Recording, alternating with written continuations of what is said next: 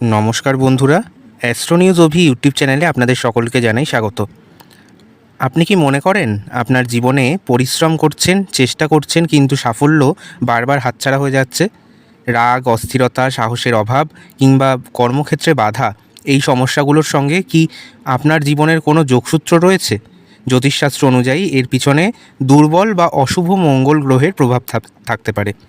আর মঙ্গলকে শক্তিশালী করার জন্য জ্যোতিষশাস্ত্রে যে রত্নটির নাম বিশেষভাবে উল্লেখ করা হয় সেটি হলো রক্তপ্রবাল বা রেড কোরাল।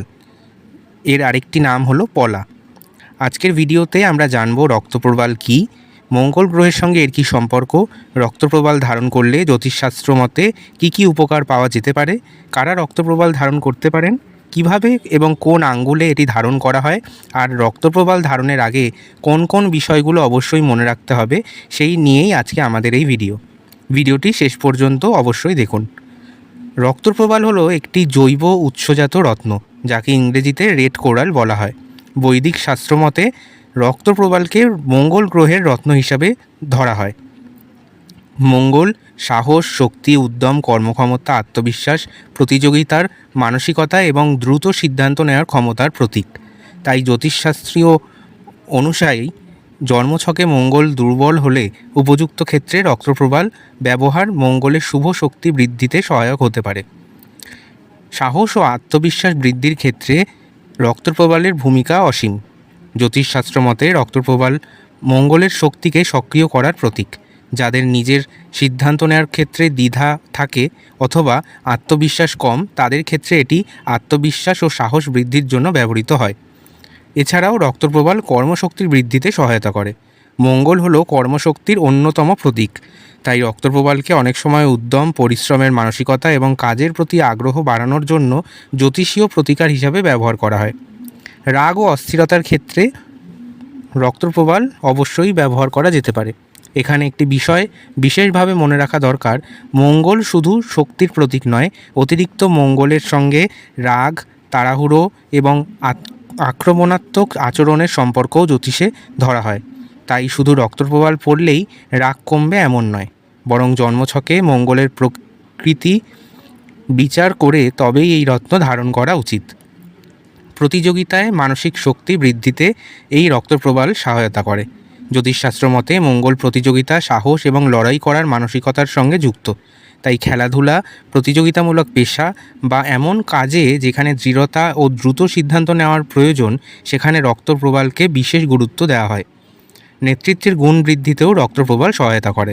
মঙ্গলের শক্তি বিশেষভাবে কাজ করলে দৃঢ়তা, সিদ্ধান্ত নেওয়ার ক্ষমতা এবং নেতৃত্ব দেওয়ার মানসিকতা বৃদ্ধি পেতে পারে, এমন বিশ্বাস প্রচলিত রয়েছে। এই কারণেও রক্তপ্রবালকে মঙ্গল শক্তিশালী করার জন্য একটি জনপ্রিয় জ্যোতিষীয় রত্ন হিসেবে বিবেচনা করা হয়।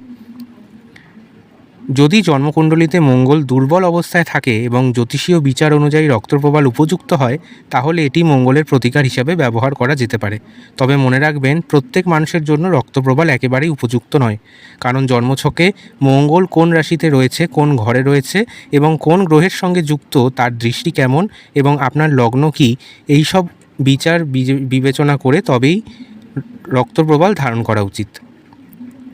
রক্তপ্রবাল সাধারণত সোনায় বা রূপোয় বা তামার আংটিতেও ধারণ করা যেতে পারে। এটি সাধারণত ডান হাতের ছেলেদের ক্ষেত্রে অনামিকা আঙ্গুলে এবং মেয়েদের ক্ষেত্রে বাম হাতের অনামিকা আঙ্গুলে ধারণের পরামর্শ দেওয়া হয়। মঙ্গলের দিন হিসাবে মঙ্গলবার বিশেষভাবে বিবেচিত হয়।